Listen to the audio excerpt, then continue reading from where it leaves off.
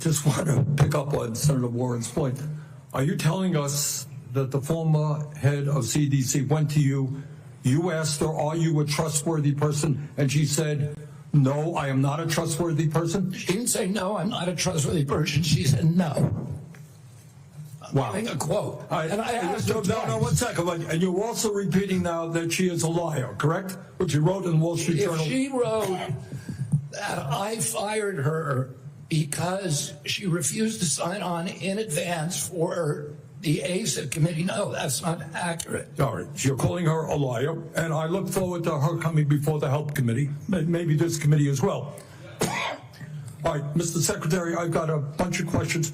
Appreciate brevity in answering it.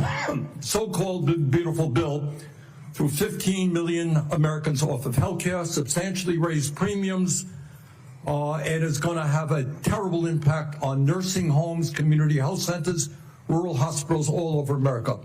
Very briefly, it's not really making America healthy again. It's going to have it's going to be the biggest infusion of federal dollars into rural health care in American history. Yeah, you know why? Because you're cutting $150 billion for rural hospitals. You're putting $50 billion back. That's not an infusion. That's a loss of $100 billion. All right, next question. President Trump, who I don't usually agree with, called COVID vaccines, quote, one of the greatest miracles in the history of modern-day medicine that saved tens of millions of lives worldwide. Scientific community agrees with Trump. Lancet study found that it prevented almost 20 million deaths during their first year of use. Secretary Kennedy, are President Trump and the medical community right, or do you still believe that the COVID vaccine was, quote, the deadliest vaccine ever made? No, first of all, I didn't say that. Oh, I said that in terms of affairs reports a while ago. I said today, I think that President Trump should get the Nobel Prize. So who's right? Is Trump in the medical community right, or are you right?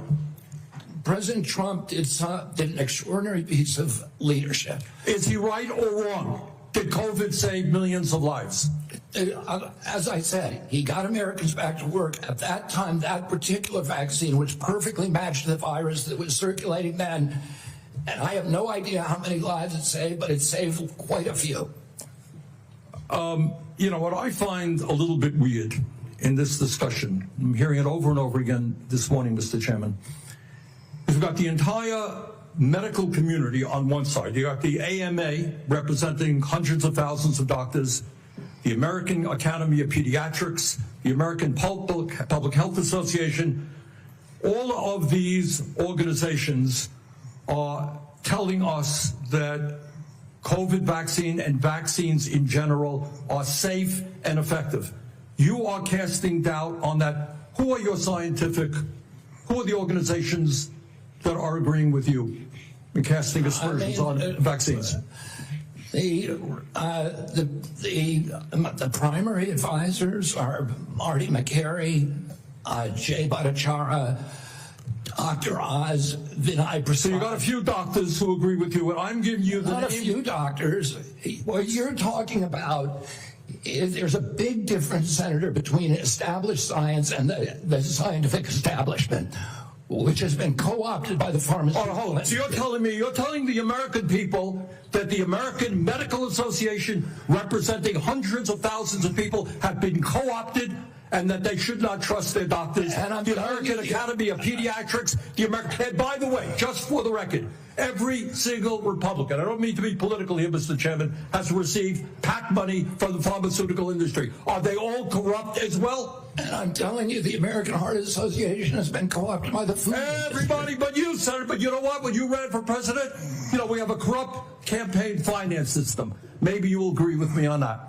Okay, you were running for president, you got a billionaire behind it. You received $300,000 from people, not from the industry, people in it, as I did, from individuals. You corrupt. President Trump got $3 million. Every Republican got corporate PAC money for the pharmaceutical industry. Democrats as well. Everybody is corrupt, but you?